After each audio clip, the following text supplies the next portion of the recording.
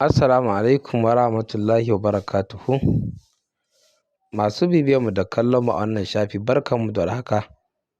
Sannunmu da arzikin kasancewa da ku a wannan lokaci mai albarka, muna yi muku fatan alkhairi. To da zafinta har yanzu dai rikici bai ƙare ba.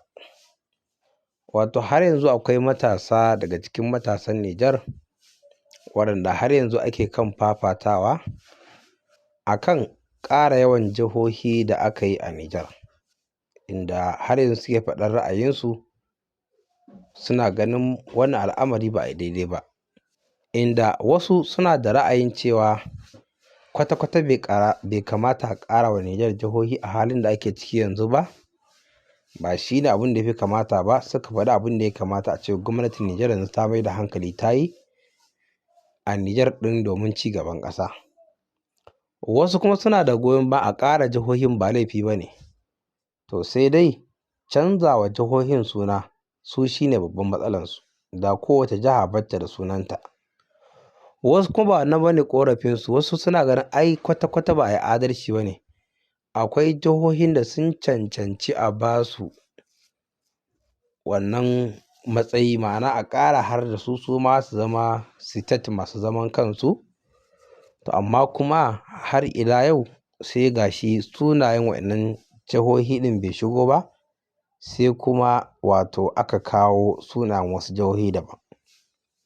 Wannan da sauran cece-kuce da ake ta fafatawa da ma wasu sababbin updates wanda a yanzu ba mu tattauna a kansu ba, duka idan kun biyo mu cikin wannan bidiyo za ku ga yadda wato matasa musamman 'yan social media suke ta fafatawa, inda kowa yake faɗin ra'ayin bakinsa. Da haka da farko ku mana sharing ɗin wannan bidiyo, ku mana liking. Idan ba ku danna mana subscribe ba, ku danna mana subscribe domin ci gaba da samun sababbin update da zarar mun ɗora muku a wannan shafi. Da haka mu je zuwa mu ga abin da ke faruwa. Ba mu kaɗai muke da wato magana ƙara jihohi a cikin ƙasar Nijeriya, ba mu kaɗai muke da ra'ayin no ba. Kawu Sumaila ya ce maganar a zo a ce za a ƙirƙiro region a cikin ƙasar Nijar. Ya ce yana ganin cewa wannan abu ba lokacin shi bane ba kuma zamanin shi bane ba. Ya ce wannan kuɗi da za a cire maƙudai a je ana ƙoƙarin a gina wa'ansu jihohi na daban wanda Nijar ba ta san da su ba.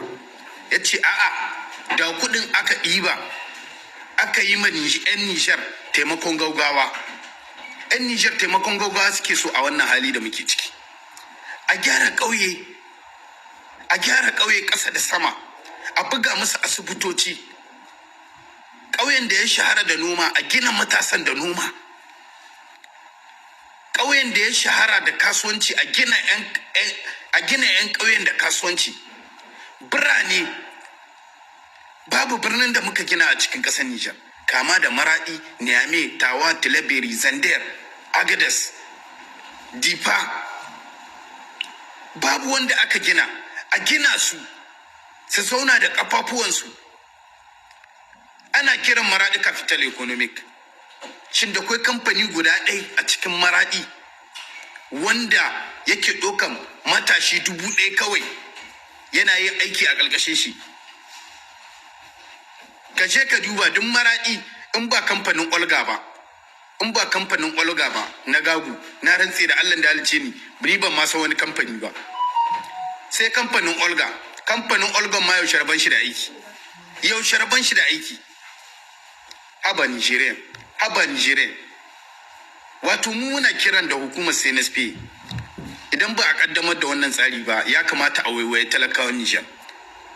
A kawo ma 'yan Nijar taimakon gaugawa da wa'annan kuɗi da za a je a gina sabon jihohi wanda babu su a cikin Nijar. Wannan kuɗi da za a je a kashe domin a gina wa'ansu jihohi da a ɗebe su a je a gyara, a kai ma 'yan Nijar taimakon gaugawa. Domin 'yan Nijar wallahi taimakon gaugawa muke so. Na rantse da Allah a gadon asibiti muke. Wallahi tallahi muna buƙatar serum, muna buƙatar allura. Na rantse da Allah muna buƙatar likitoci su yi tsaye a kanmu. Shine hukumar CNSP. a zo a kawo mana taimakon gaggawa. Matasanmu muna nan birjik na cikin Nijar in ma muna nan wallahi tallahi da wa'anda suke waje da wa'anda suke cikin gida dukkan muna nan muna buƙatar taimakon gaggawa. Har yanzu ba wanda ya fi karfin abincin da zai ci. Kenan da ya ja hukumar CNSP ne ya kamata a ce an waiwaye mu. Bi la CNSP Nigerian. Haka take an samu wani lauya ya swace miliyoyin kuɗi amma an ɗaure shi wata 6. A wata 6 sai da aka nemo mai wata 2 jalalu, wata 2 gidan kasu. Nigerian idan ba ku mance ba lokacin da General Chani ya naɗa alƙalai na ƙasa. Ina ɗaya daga cikin mutanen da muryarsa ta yi sama wajen sukan wannan mutumi. Domin yaƙinin da na yi ta yaya za a yi mutunan da shine alƙalai na ƙasa ta Nijar. A ce wai ɗan Isuhu ya ƙare lahiya salan alin duk zarge-zargen al'umma da suke yi ma ɗan Isuhu. Amma wai ɗan Isuhu bai da zunubi. Ɗan Isuhu wankakken mutum ne a gaban shari'a. Wai kuma a ce wannan mutumin shine aka ɗauko ana so yau sai NSP ta tafi da shi. A lokacin da kowa da haddan gwalan hanci na sun yi domin suna ganin ina sukar ra'ayin hukumar CNSP. Alhamdulillah Nigerian gashi yau mun samu jalalo a cikin wannan tafiya ta hukumar CNSP. An samu alkali ko kuma ka ce lauya wanda yake kula da shari'a ya swaci miliyoyin swata hawaii amma aka ɗaure shi wata 6. A wata 6 wata 2 jalalu hanci sama wata 4 ya je ya kasu. Daman gidan kasar Nijar mun sha faɗi barayin sabulu ne da barayin kashi da wane ne su ne suke shekara 2 shekara 3 su ne suke yi. Amma yana gaya ma gaskiya duk wani gungume ma barawo da ya swata shikenan yayi kwana. Wai kuna tunanin a banza General Ibro ya ce inda an kama a rataye musu ya uban kowa ya huta. A banza ya faɗi wannan magana. Yau saboda kai ka diba ka gani fa, ka diba wanga cin mutunci. Yanzu da an ɗauki matakin na General Ibro da yanzu muna na wallahi da ga bidiyon ma ba za mu yi ta ba. Sai dai mu dinga bidiyo muna cewa to iyalan shi da Allah ku yi hakuri, Allah ya ji kanshi da rahama, Allah ya gafarta mai. Zana'iza kawai za mu zawa mu yi a yanar gizo-gizo. Ba mu ba ta da jijiyoyin wuya saboda me an riga an gabatar amma an ta kai gaban kotu su ne ke da kotun su ke da shari'a aka yanke mai wata 6 ya ci miliyoyi na banza wata 2. Nigerian wallahi tallahi mu tashi tsayi. Allah yana gaya muku ƙasan nan na rantse da Allah da ake kiran cewa refundation ne ake yi to refundation ne muke ciki wallahi tallahi. In ba mu tashi tsaye ba na rantse da Allah da halice ni wajen ginin nan da inda muka buga he mun iska dutse ne a wurin. Dan haka in ba mu sa diga mai kyau muka sa kare mu wallahi ba za mu iya wasa dutsen nan ba za mu iya wasa ba Nigerian.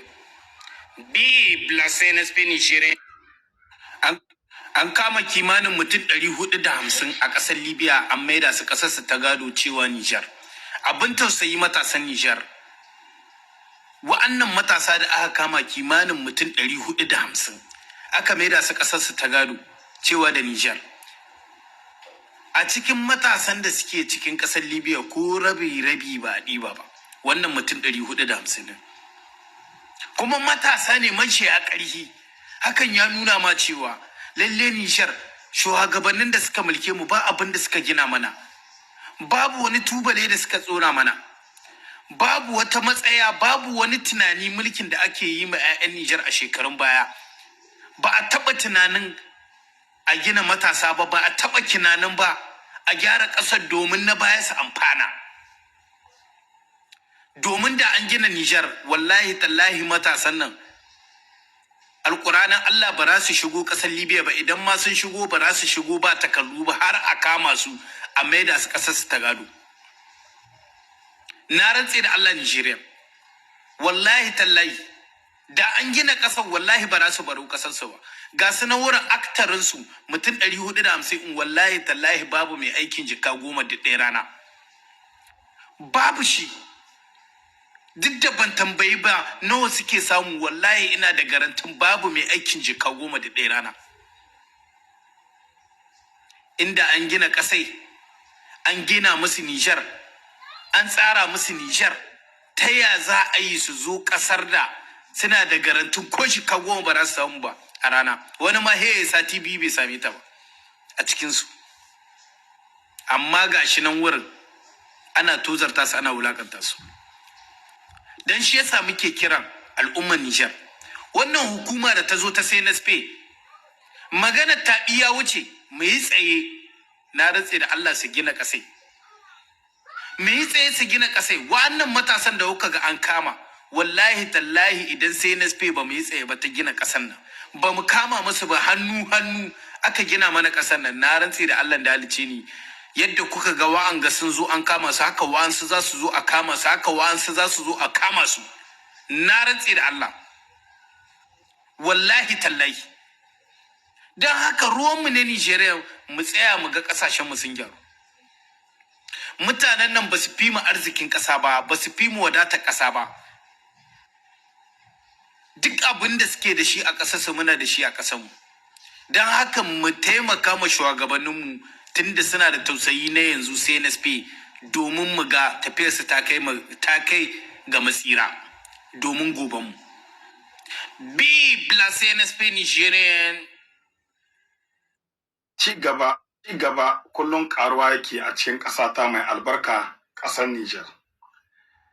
Daga cikin wannan ci gaba da muka samu a cikin ƙasarmu ta Nijar, albarkacin wannan mulki mai albarka na CNSP. Jiya ma wani babban darakta ya gana da shugaban ƙasa General Darme Abdurrahman Chani tare da makarabai na CNSP. Wannan babban darakta za a gina uranium na Site Dasa, wanda tuni an ka zuba miliyon 250 cikin wannan aiki na dolar, kuma da ƙarin miliyon 300 na dolar, wanda za a samu mutum 700 'yan Nijar wanda za su yi aiki cikin wannan wuri. Kuma daga cikin abinda yabba 'yan Nijar shawa shine, komi za a yi a cikin ƙasar Nijar, to ɗan Nijar ne a gaba-gaba cikin wannan aiki. Kuma bayan lokacin 'yan siyasa, kun gani lokacin da ƙasar China take aiki a cikin harkakin abin da shahi Agdam. 'Yan China su suke da kashi 90 cikin 100, 'yan Nijar suna da kashi 10 cikin 100. Yanzu ba haka nan bane ba. 'Yan Nijar su suke da kashi 90 a cikin 100, kuma waɗanda za su yi aiki mutum 700. Bayan haka, shugaban ƙasa ya jaddada cewa wannan aiki za a yi shi gadan-gadan, kuma Nijar take da kaso mai yawa daga cikin ayyukan da za a yi. Bayan haka nan kuma, Premier Minister Shabdi Gouvernement Al-Muhammad Lamin Zan da Aliyu Dauda, Ministan Shari'a, da kuma Minister da Zafar Étranger Bakariya Osangari sun gana da makarabai na ƙasar China dangane da abin da ya shahi ɗanyen mai zuwa ƙasar China, wanda kun sani Nijar ta katsa wannan hulɗa saboda ana ƙwaro 'yan Nijar. To yanzu an zaka China ta gaza zama, ta izo makarabai a cikin ƙasar Nijar. Wannan bututun mai a zan iza mai zuwa ƙasar China tare da yarjejeniya ta baril. Can a baya ana yi muna ɗoka sakainiyar kashi, China tana cutar mu, to yanzu an amsu wannan yarjejeniya, wanda daga dolar 15 zuwa dolar 26 far baril, wanda tuni aka zuba kuɗi miliyon 106 na dolar, wanda yanzu alhamdulillah a yi yarjejeniya wadda za ta kawo ekonomin kin Nijar dangane da wannan mai wajen kashi 45 cikin 100. Bayan haka, birnin Yamai za a kawata shi da bis wanda za su yi transfer cikin urban kamar cikin birnin Yamai, wanda wannan bisoshi irin na zamani ne. In kuka tai kasashen turai kamar komayyan kasashe, za ku ga wannan bis suna yawo ko ta ina. Za su kawo arhar zirga-zirga a cikin birnin Niamey. Duk inda za ka tahi ba a doke ka nan a ce sai ka biya milfran ko sai ka biya ko nawa a'a bisuka ƙasar Nijar ne za ta sa su gwamnatin CNSP za ta zuba su cikin ƙasar Nijar domin a kawo arhar sauƙi na zurga-zurga ga talakawan da suke cikin birnin Niamey.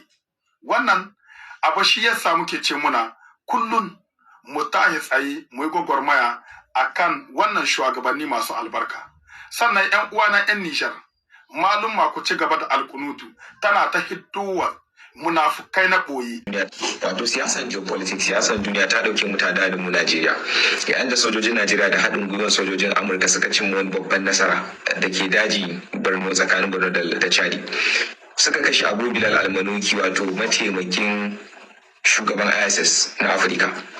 Wato wannan kungiyar 'yan ta'adda na ISIS in kashi 90 na hada-hadan ta'addancin su sun karkato da hankalinsu zuwa Afirka ne. Yayin da suke ayyukansu, yayin da suka tattaro suka saka kasashe kamar Nijar, Burkina Faso da Mali a gaba, yayin da yanzu kuma suka fara operating a Najeriya ko kuma zance tintini. A wannan yunkuri da yaƙi da ake yi ne sojojin Najeriya suka samu nasara, suka cimma wannan babban nasara yayin da suka kashe wannan babban dan ta'adda. Menene yake faruwa? Wato ya kasance kasashen duniya guda biyu world powers wato Amurka da China sun zo suna wani yaƙi a Najeriya, amma yakin da kowa hankalin shi bai dawo da shi ba yakin bindiga ba ne, yaki ne yadda ake cewa zamba cikin aminci. Yadda dukansu suke kokarin su cuso kai su haɗa kai da ƙasar Najeriya, duba da ita ne a Afirka ta fi kowane ƙasa ƙarfin tattalin arziki da kuma irin ma'adanai da Najeriya take da su. Kowace ƙasa da take ji da kanta a matsayinta na world power ko kuma a matsayinta na babbar ƙasa mai ƙarfin soja a duniya tana kokarin ta kulla wannan alaƙar da Najeriya, duba da arziki da yake jibge a wannan ƙasa ta mu Najeriya. Wannan yaƙi wani irin yaƙi ne, yadda kowa yake cuso kai ya ga cewa Najeriya da shi take mu'amala, yayin da Najeriya kuma take amfani da kowa dukansu biyu. Wannan shine abu karo na farko da aka fara ganin haka, yayin da ƙasa kamar Najeriya da tana handling world powers guda biyu wato Amurka da China, kowanne tana mu'amala da shi ba tare da ta munafurci wani ba, kuma kowanne tana jin daɗin mu'amala da Najeriya. Akasari abin da aka yawan samu shine zaka ga ko ka zaba Amurka ko ka zaba China, amma a karon farko Najeriya tana dilin da dukansu biyu ba tare da hayaniya ba. Wannan abu ne babba wanda a wurin dan Najeriya shirme ne, duba da irin kalubalen da yake fuskanta a cikin kasansa, a wurin sa ba ta da amfani. Amma a wurin masana siyasar duniya da kuma masu mulki da sha'anin shugabanci a duniya, wannan abu yana da muhimmanci a wurin su, saboda ilimi ne da kuma abu ne da wata ƙasa za ta iya koyi da shi domin ta gani yadda Najeriya take wannan abu. Wato ya kasance ƙasa irin China suna da kamfanoni, suna da kamfanoni na ɗiba ma'adanai, suna da kamfanoni kamar kamfanin Huawei, kowa ya san kamfanin Huawei na wayoyi, yayin da su suke upgrading kuma suke providing network service na network communication network ma Najeriya, yayin da kuma operators irin su MTN da su Airtel, Glo suke amfani da shi. Kaga China ita take kokari take samar da network operation, network communication network na Najeriya suke providing kuma suke upgrading, su suke karafuna na wannan abin network da muke gani, su suke kawo banda kuma ma'adanai da kuma hanyoyi da abubuwa da suke yi a cikin Najeriya. Yayin da Amurka ta ga China ta yi wannan karfin ta wuri, ita kuma sai ta shigo da yin cewa za ta taimaka mana a hanyar ta'addanci, kuma muka karbe ta. Amma bisa sharaɗin da muka karɓi China shi, muka karɓi Amurka shine su za su zama suna bin umarnin sojojinmu ne, muna buƙatar ilimin su, muna buƙatar ƙwarewar su, amma kuma ba za su jagorance mu a cikin ƙasar mu ba. Mu ne za mu ci jagoranci komai za a yi bisa umarnin Najeriya ne. Yayin da Amurka ta yadda, me yasa? Saboda wannan ƙasa mai ɗumbin albarkan bai kamata a bar China ita kaɗai ba, su nemi kowane hanya da su ma za su zo a rika dama da su, China ma a rika dama da su, ko da wata rana za su ɗauki babban rabo. Wannan shine dalilin da yasa dukan suka shigo wannan wuri, kuma abin da yake faruwa kenan. Shin Najeriya za ta ci gaba da wannan kokari da lissafin da take buga wurin mu'amalantar wayannan ƙasashe biyu, wanda ba kowa ne yake iya yin wannan mu'amalar da su ba, ko kuma za ta iya kifewa a hanya? Za mu sa ido mu gani. Allah ya taimake mu, kuma Allah ya samu da. To assalamu alaikum warahmatullah. Wannan kenan, kafin mu yi sallama da ku baki ɗaya, bari mu leƙa ɓangaren jaridu mu ga kuma meye muke da shi, sannan na gaba kuma sai mu yi sallama da ku. Idan muka koma ɓangaren fitilan Nijar, za ku ga inda suka kawo cewa jami'ai a sashen kula da yara ƙanana a hukumar 'yan sanda sun yi nasarar gano wata yarinya da boyi-boyi ta sace a makon jiya a wata unguwar birnin Yamai. Yarinyar mai kimanin shekara 9 da haihuwa, an gano ta ne wato a wani ƙauye gundumar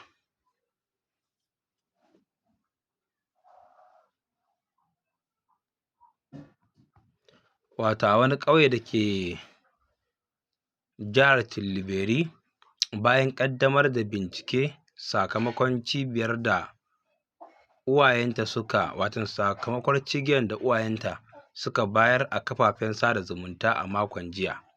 A cewar 'yan sanda, boyi-boyi wato da ta yi wannan ɗanyen aiki ta gwada wa yarinyar cewa idan ta bi ta za a sami kuɗaɗe wato da yawa, sannan tana kwatanta mata cewa mahaifiyarta ba ta ƙaunarta, da zaran ta bi ta za ta ba ta kulawa sosai. To kun ga abin da ta yi kenan, ta samu ta ɗauki wannan yarinya.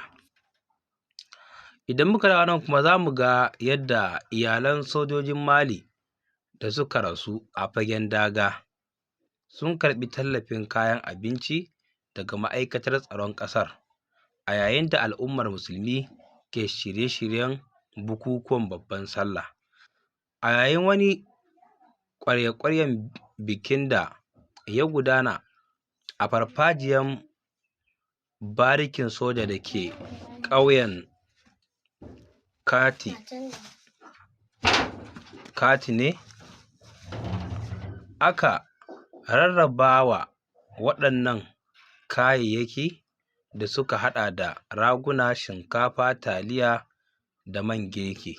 To wannan shi ne kaɗan daga cikin hotunan yadda aka gudanar da wannan al'amari.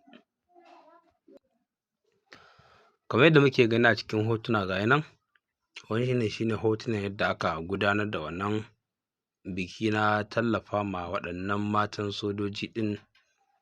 Ga shi nan kuna ga tallafin kayan abinci ɗin da raguna ga shi nan dai kamar yadda muke gani a cikin hoto. Idan muka matsa gaba kaɗan a cikin wannan jarida ta Fitilar Nijar Hausa, za mu ga inda ta rawaito cewa Sarkin Adar Mai Martaba Yakubu Habibu Umani na ci gaba da zagayen garuruwan da ke ƙarƙashin masarautar Illela da nufin faɗakar da jama'a game da dokar ƙara jan ɗamarar yaƙi da ta'addanci da shugaban ƙasar Nijar ya rattaba hannu kanta a watan Disamba shekara ta 2025. A yayin rubuta wannan labarin, Sarkin Adar ya shiga lungu da saƙo da gundumar Bagaruwa, inda ya ganar da talakawa da shugabanninsu nauyin da ya rataya a wuyansu a wannan lokaci na gwagwarmayar ƙwatar wa ƙasa cikakken 'yancin kai daga Turawan mulkin mallaka. Kamar yadda muke gani a cikin hotuna. So wannan taro ya yi kyau, masha Allah.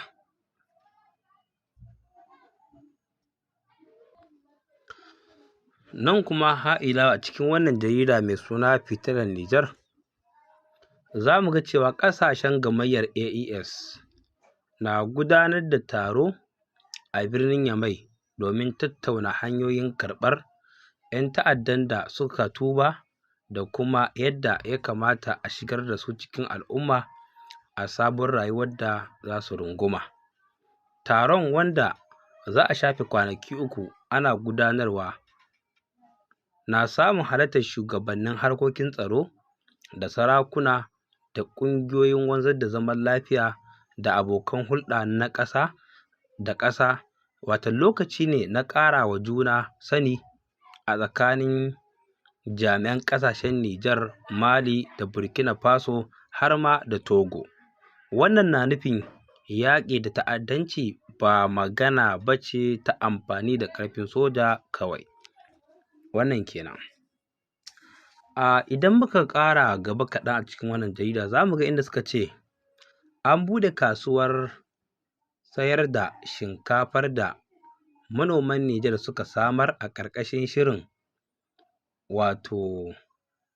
musamman na Janar Abdurrahman Chani, wanda ma'aikatar bunƙasa noma ta ƙasa ONOHA ke jagoranta da haɗin gwiwar asusun tarkacen kuɗaɗen 'yan ƙasa wanda ake masa take da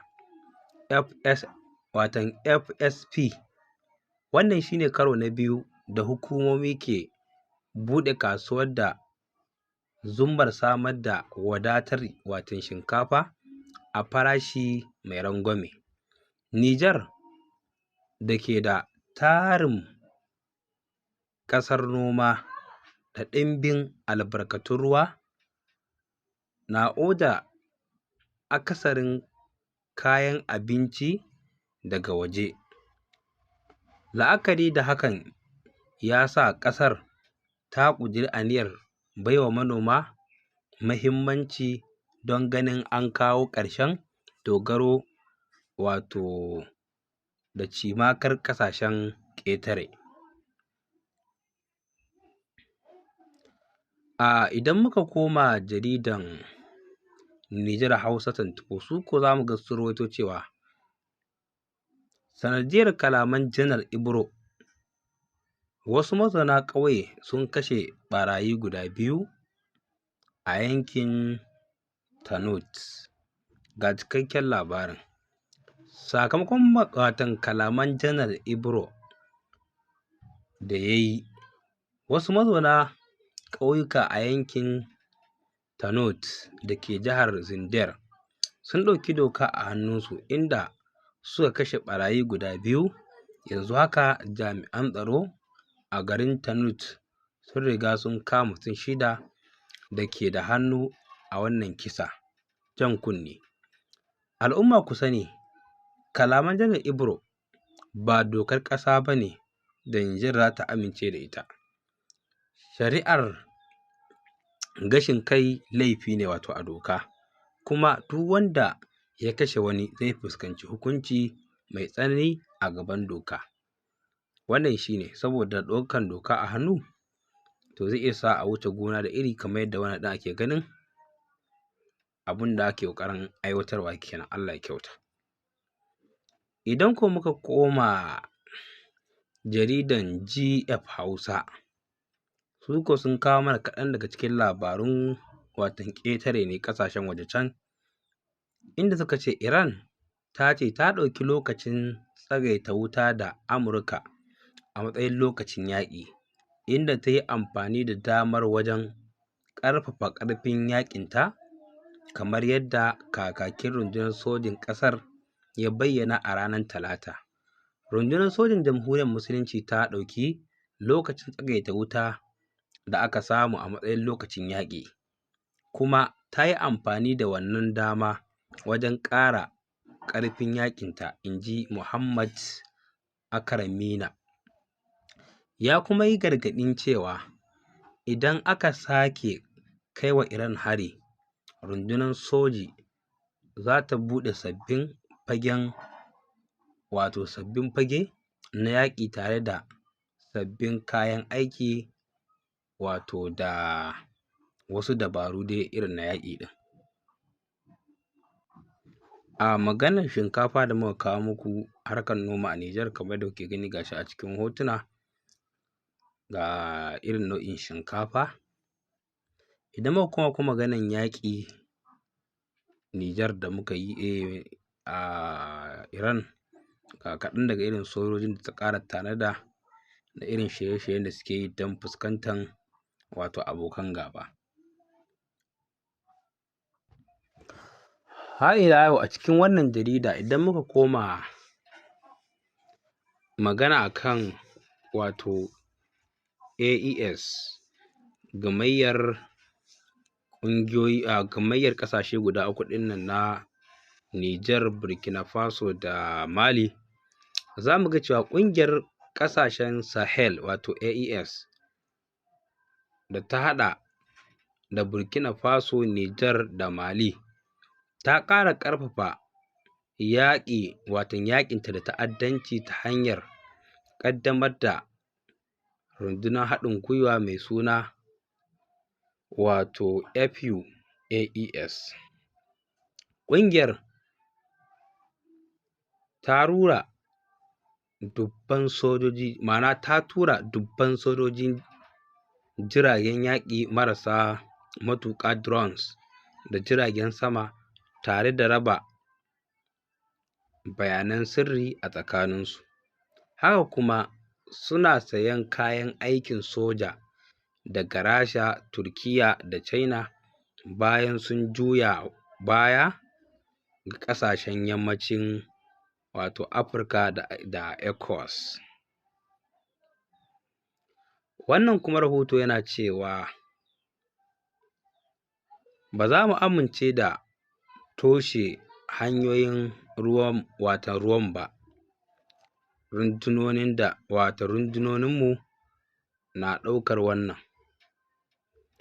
Ba za mu amince da toshe hanyoyin ruwa ba. Rundunoninmu na ɗaukar wannan a matsayin haƙƙinsu na halal su tunkari wannan yaƙi. Shawarata ga sojin Amurka ita ce su janye kafin tekun Oman ya zama maƙabarta ga jiragen yaƙinsu, inji ɗaya daga cikin manyan gwarazan sojin Jamhuriyar Musulunci ta Iran. Har ila yau a cikin wannan rahoto da wannan jarida ta kawo mana suka ce, rahoto ya bayyana cewa Amurka da Isra'ila sun yi wani shiri na siyasa a bayan fage wanda ya haɗa da yiwuwar dawo da Ahmadinejad kan mulki idan gwamnatin Iran ta faɗi. Amma wannan batu yana cike da cece-kuce kuma ba a tabbatar da shi gaba ɗaya ba. Har ila yau a cikin wannan jarida za mu ga cewa jiragen dakon mai sun fice daga mashigar ruwa na Strait of Hormuz ɗauke da gangan ɗanyen mai kusan miliyan 6.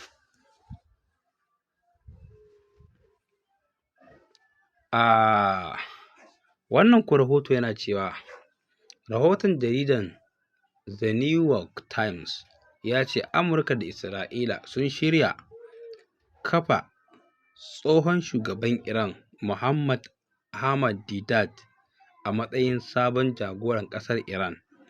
To ta ina hakan zai yiwu? Ai sai in sun ci nasara a Iran ɗin tukuna ko? To kuma cin nasara a Iran shine ke da wahala. Rasha da China sun fitar da sanarwar haɗin gwiwa suna cewa 'yancin kai da ikon cin gashin kai na Afirka ba abin tattaunawa ba ne. Sun yi alkawarin goyon bayan Afirka ta warware matsalolinta da kanta tare da ƙarfafa ci gaba ba tare da tsoma baki a ƙasashen waje ba. Sanarwar na kuma nuna adawa da tasirin ƙasashen yamma, kuma ana kallonta a matsayin wani sabon mataki na gasa tsakanin manyan ƙasashen duniya a Afirka.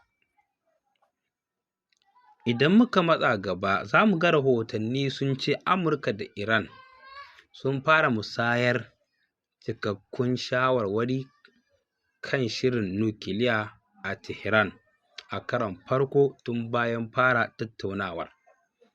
A lokaci guda Amurka da Isra'ila na ci gaba da shirye-shiryen yiwuwar sake ɓarkewa cikin rikici idan tattaunawar ta gaza. Maraɗi ina kwana.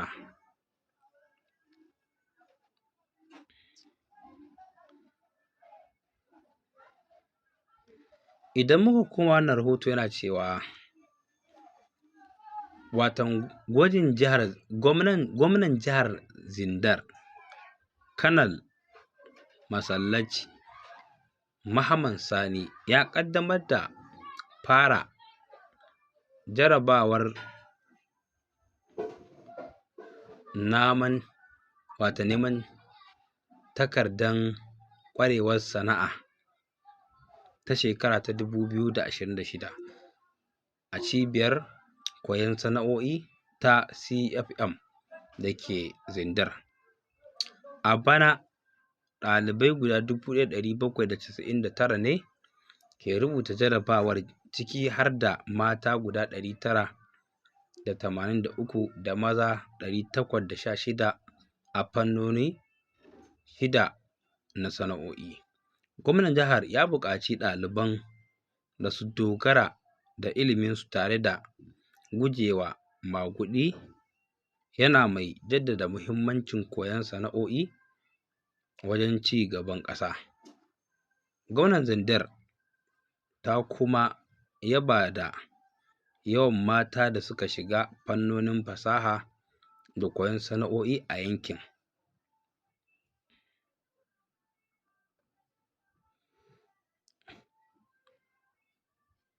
Kamar yadda muke gani a cikin hotuna na yadda al'amarin ya kasance. Gashi kamar yadda muke gani.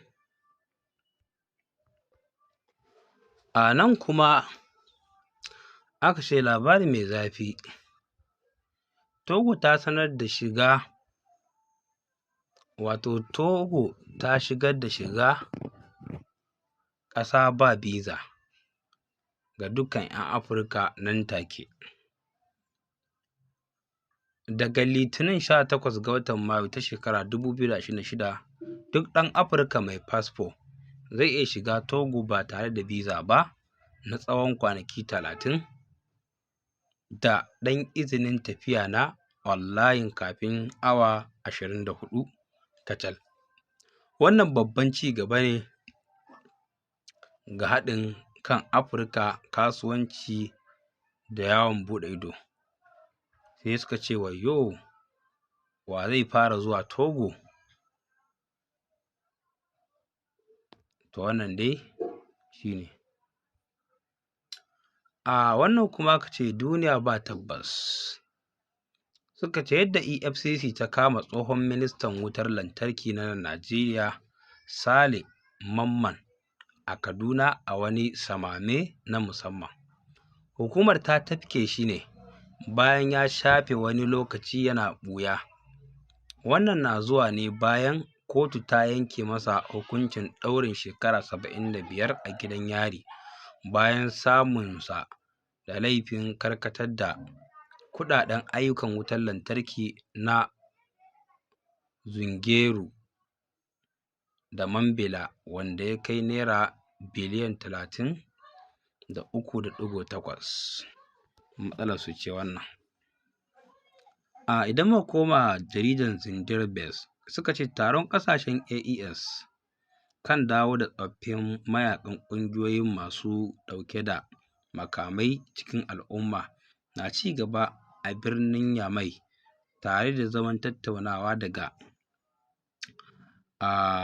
da gabatar da bayanai daga masana. Mahalarta daga Nijar, Mali, Burkina Faso, Togo da Chadi sun tattauna kan dabarun